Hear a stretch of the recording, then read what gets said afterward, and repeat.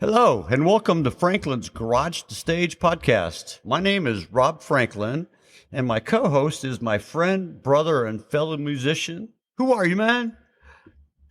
Dana Franklin. Hey, good. Although otherwise known as Thunderbass. There How you go. Brother? I'm doing really well. A little upset about practice yesterday because I wasn't on my game, but it takes a while to get over it. Even a bad practice is a good day. That's true. It's very true. Well, this episode is basically a recap of our previous episode. This is our end of season 1, and in 2025, we're going to start season 2. But first, I want to thank our 2 guests that we've had on our show, which is John Franklin and Eric Bogomil. They contributed, and they did a great job, and it was great to hear from them. One's a brother, and one's a fellow musician that we jammed with for a while. Dana, what do you have to say about those 2 guys? Well, it's always good to get, different people's insight on what's going on in the music world right now. And, to hear it from someone that goes and sees a lot of shows as opposed to somebody that's actually participating in a band. It's good to see the contrast of, what's going on. Because obviously the music scene out there now is a whole lot different than it was, 40 years ago when we were doing our thing a lot. So it's interesting to see the changes, and good and bad. I look at it as like, you can't stop progress, but the 80s and 90s were fun. Yeah, they were. Definitely were. It's different. It's a different animal out there right now, but it's all good. Okay, well, I want to put a request out there also for if you're in a band or if you're a sound person, or, a sound engineer. We'd really like to have you as a guest on our season 2 episodes. So please get us your information and we'll contact you. And if you're in a band, we're more than happy to supply your MP3s and your band information on our website. So free publicity is a good thing. Huh, Dana? Oh, absolutely. Yeah, absolutely. Who can turn that down? It's all about social media these days. So it's a good thing to, get with any additional information out there you can.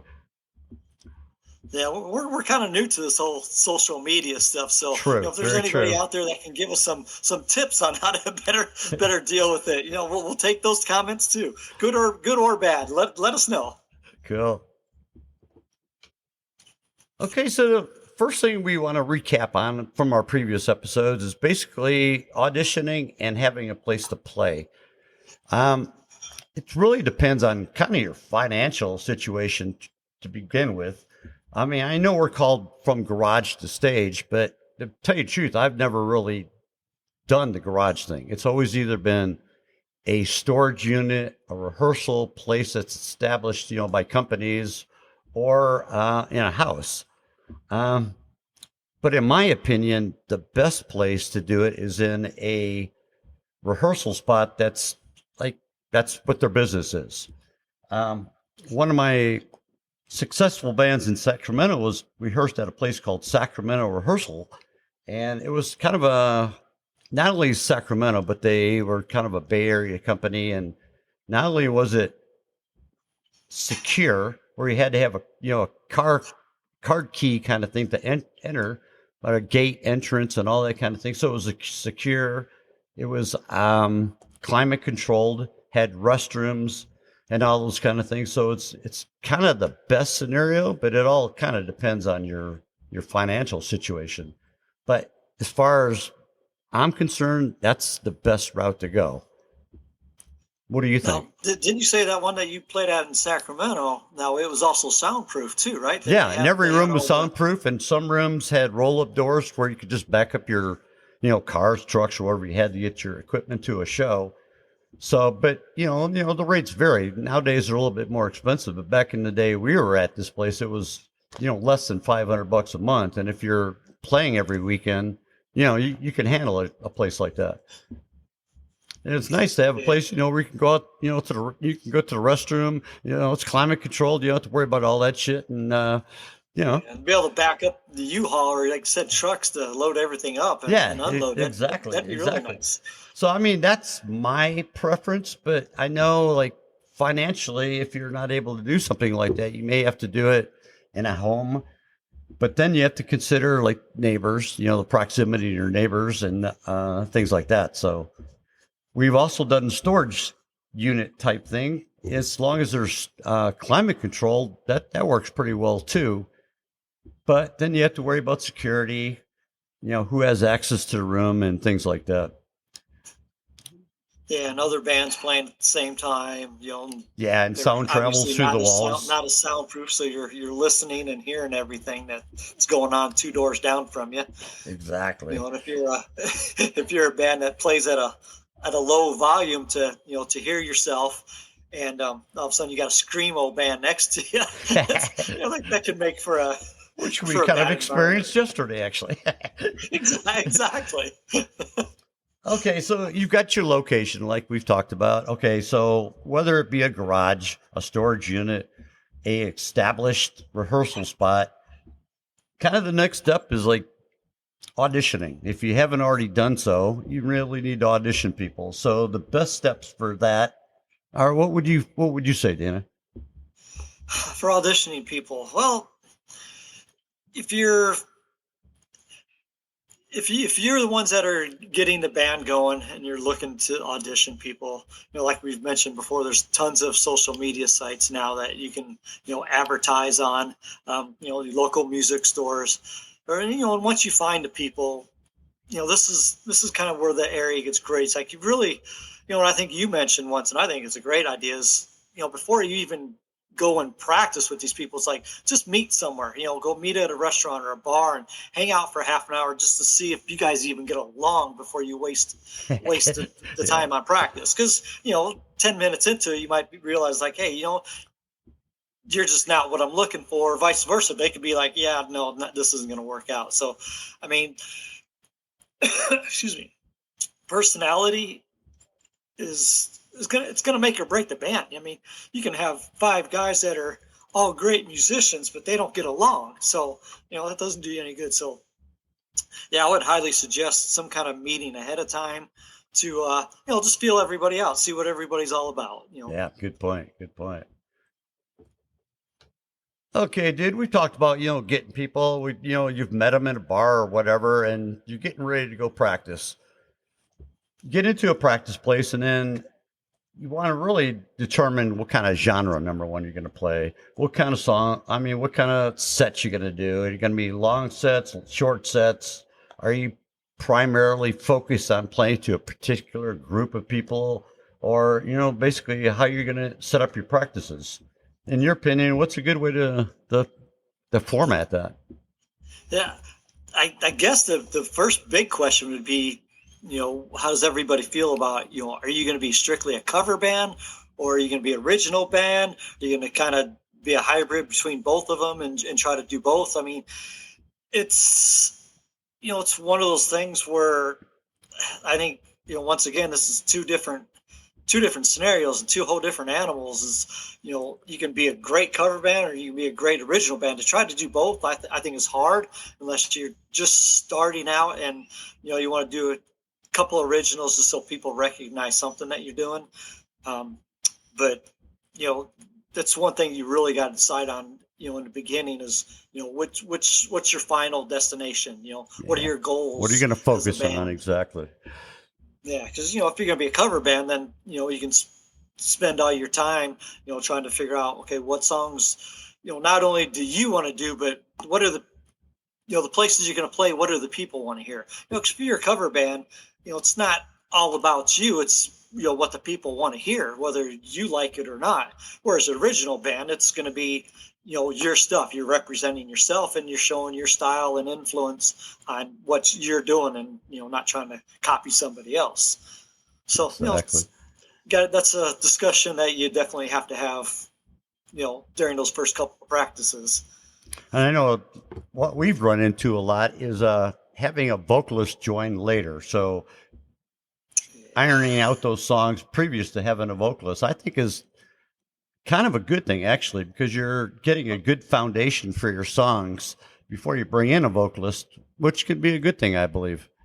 Yeah, it's a great thing, because like you said, with a couple of those bands that we were in, we'd play for 3 or 4 months before we got a vocalist. So our musically was tight, and we weren't relying on when the vocalist came in or lyrics. We knew where all the changes were. Whereas recently, some of the other projects we've been trying, it's like we had a vocalist from day one, so all of a sudden they don't show up, and we try playing the song. We were so reliant on the vocalist coming in that we had to really think, it's like, oh wow, how does where's our changes and how the progressions go? Yeah, so it's a bad habit to get it. That's a bad habit to get into too, keying off somebody else rather than just concentrating on your part.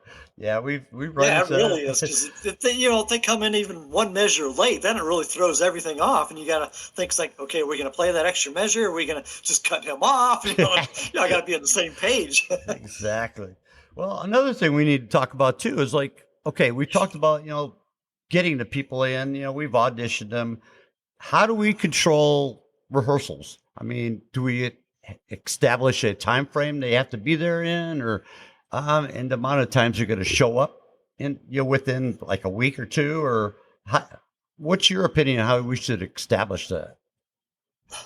I mean, my opinion personally is, you gotta approach it almost as a job. It's it all depends how serious you really want to be, which these are all things you can discuss in that first meeting, maybe first practice. Is this something just fun to do that you want to just hang out on the weekends and throw a couple jams together and maybe play out if you get to that point? Or is it something where it's like, yeah, I work a full-time job, but I can practice 3 nights a week still, because I really want to do this. So depending on how serious everybody is about it, that's going to play a big toll on on where you're going and what practice is going to be like. But like I said, personally, I think, even if you're only going to practice once a week, you can be like, okay, we're going to practice every Friday from 6 to 9, and we're going to go through the set list. So, do your homework before you come to practice, know the songs. Don't use rehearsal time as your practice time. You should be practicing the stuff at home and at least have a good idea of what's going on in the song and what you guys are doing. Good point. Before you even show up for rehearsal. Cool. Good point. Another thing is, I've always been a real proponent of practicing the way you play live. I know a lot of times, depending on you're obviously your rehearsal spot, you may not be able to rehearse at the same volume that you play out live. But I've always been I really like the emphasis on playing at your practice the same way you play live, because once you play live, if you're not at the same volumes, when you go to play live, all of a sudden it's a shock to everybody with that different volume levels, and it's kind of tough on not only you but the PA, the person handling the PA and all that as well. So, what do you think about that?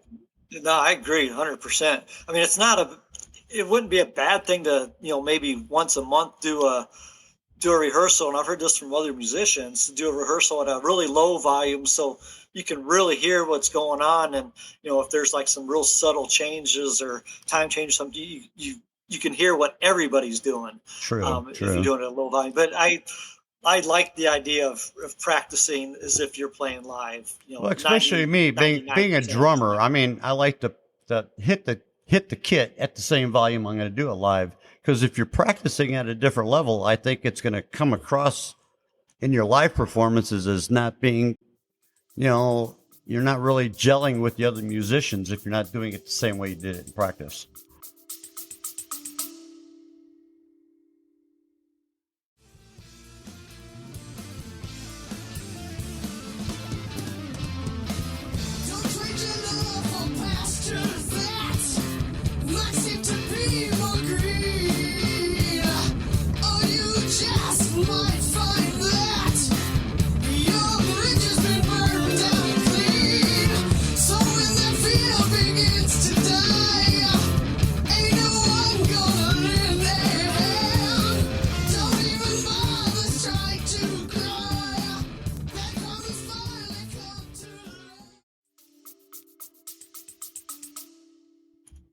I mean, I agree, especially as being a bass player and you being the drummer. It's like I gotta feel that bass drum. I gotta, Exactly. I gotta feel what you're doing. It's like, if you're just, just kind of tapping it, then that doesn't work for me. Yeah, when I'm at a live show, I mean, I want to feel that kick in my chest. I mean, I'm sure everybody else Yeah. does too. I mean, something to stomp your feet to. That's really what you want to hear when you go to a live show. Yeah, exactly. Okay, Dana, I think another thing we need to talk about is, okay, you've rehearsed, you've had good practices, you're getting ready to play out, and you play out and mistakes happen. What's a good way to not only cover them, but to recover from mistakes? Yeah, that's and like we said, every band goes through this. I don't care how professional you are, how long you've been Oh, playing exactly. together. I mean, we've been in bands together that have been together for 2, 3, 4 years, and it happens. And I guess the longer you play together, you figure out how to cover up for somebody else. So that is a really good question. I know, as a bass player, if I hear the guitar player doing something totally different, but I know that it's, he just came into progression either late or early, I'll just follow his lead as long as I know that the drummer and everybody else is in sync. You just kind of, tilt your head without making it too obvious. And, maybe as you're on stage, you're strolling over, you're running over, you're doing your stage thing, and you just make it look as if like you're going over to that person. And, you just kind of like looking at each other like, okay, do we know, are we on the same page Like, now? dude, what the fuck's up? Yeah, exactly.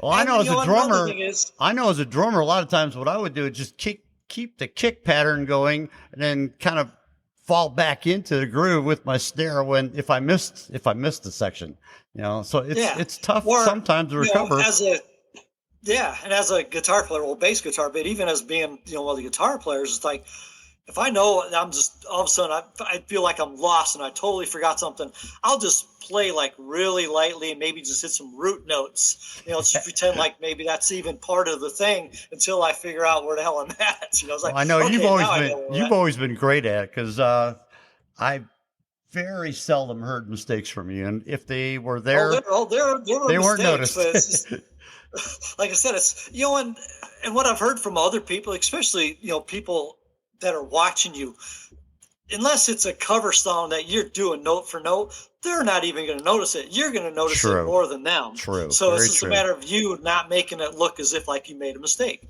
You almost got to be an actor and just play it off as if like, yeah, that was a cool little thing I was just throwing in there. Good point. And what I've noticed, I mean, I'm sure a lot of other musicians have felt this way as well, but some of my best shows, you get the least amount of compliments. Your worst shows, you get the most compliments. And I've never really understood that. I really haven't.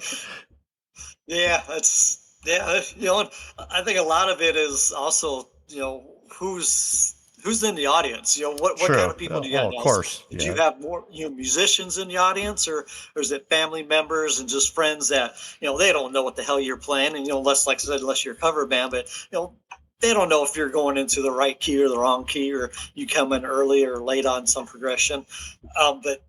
But the musicians, if they know that song or particular what you're doing, they'll notice any little mistakes you make. But they're also the first ones to to compliment other musicians. If you're on, they're gonna be like, "Damn, dude, that was a fucking great show." Very true. Most musicians, we're all a small family out in the world, and we're not going to go and berate anybody unless you're just an asshole. If you're one of those kind of musicians, you're just doing it because you're jealous that those particular people are on stage and you're not. And with that kind of attitude, they'll probably never be on the stage. Very true.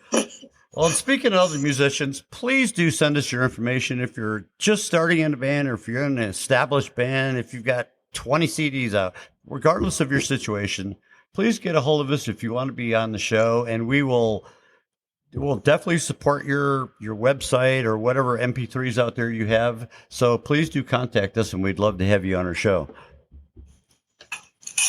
Okay, Dana, what else do we need to talk about here? We're recapping last season. So what else have we talked about in previous episodes that we need to step on today? I think another one is, image. it's, when we were talking with our other guests, our brother John, he said first thing that he notices is what the band looks like. I kind of disagree with that because, I do too, actually. I mean, you've got some. I mean, he said, "Oh, there's a bunch of bald guys up there." Well, you look at Joe Satriani, Wolf Hoffman from Accept. I mean, they're all bald dudes. I mean, a lot of the good guitar players out there now that are aging. I mean, we've all lost our hair, so it's I mean, if you're a 20-something band and you're looking for that, That image. metal, and you Yeah. still want the long hair and maybe even throwing, some of the gothic makeup and stuff like that on there, then hey, I understand where, if you're doing image as a whole with the whole band. But for I an agree. older Unfortunately, I used bands, to feel that way as well. Unfortunately, I did feel oh that yeah, way at no, one point. we definitely were doing that the whole time. I mean, at one time we were, my hair down to my ass, and Yeah. I refused to cut it because no matter what job or what, it's like, no, I got to keep the image for the band. I mean, yeah, that was a huge thing. So I totally understand the bands that are still doing that. But that's one thing you got to agree with all your other your fellow bandmates. It's like, what are we looking for as far as an image? Are we going to have an image? We're just going to do street style jeans and shirts, or leather. I mean, where are we going with it? So Yeah. that's something you got to talk about. Yeah, in my Another opinion, I thing- mean, nowadays it's more about social media than it really is about, like, back in the day, it was flyers with pictures of you, and image was a huge thing. I think nowadays, to me, what's more important is your musicianship. Are you a good Oh, yeah. musician? That's what I listen for Yeah. when I go see other bands. Oh, absolutely. I don't give a shit Yeah, what they great. look like. I mean, I've listened to hundreds of bands on Spotify. I have no idea what they look like. Exactly. And I don't care because they're great musicians. I mean, I always use the band Volbeat as one of my examples now because, first time I saw what they really looked like, I was surprised. They looked like a bunch of, yuppies and, guys Exactly. with short hair, but they kick ass, and I love their music. So it's like, I don't, unless you're doing a particular genre and you want to look a particular way, I don't think image is as big of a deal as it was in the 80s and 90s. I don't think so either. I really don't. Well, Dana, Another thing about musicians, I just want to throw this in. There's like, enjoy the ride. When you're doing it, enjoy every practice. And I mean, I love going to practice. It's, I never say it's like, I just don't feel like doing it. Like some people might at practice, if they're,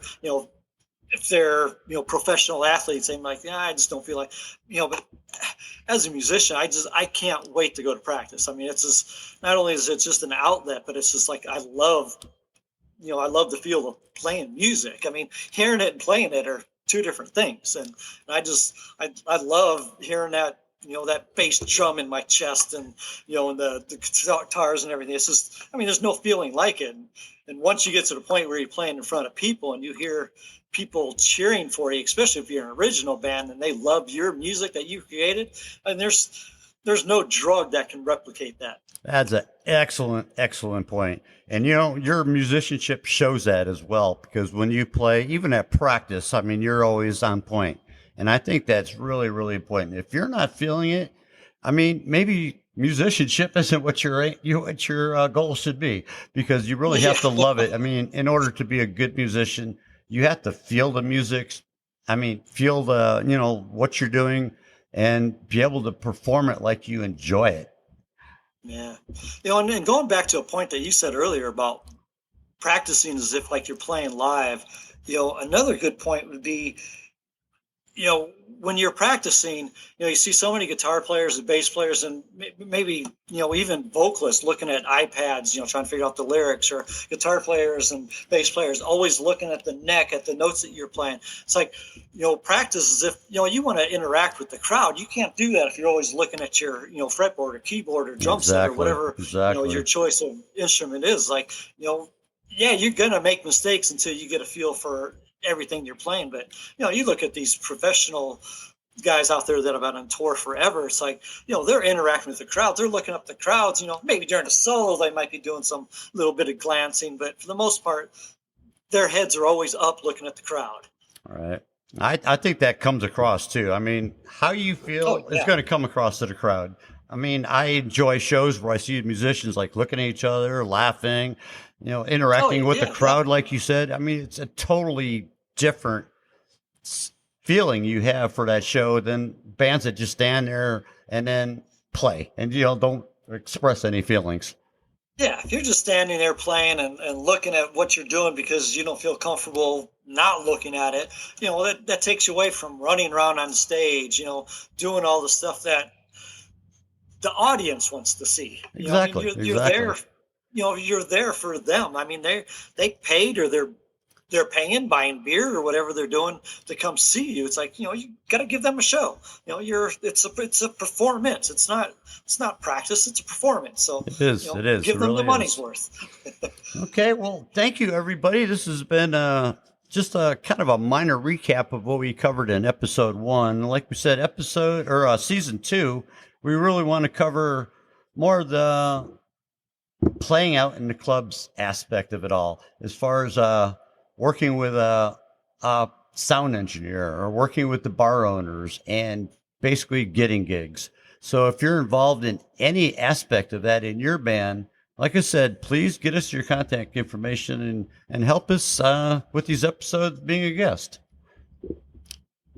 Dana, what do you think? Cool.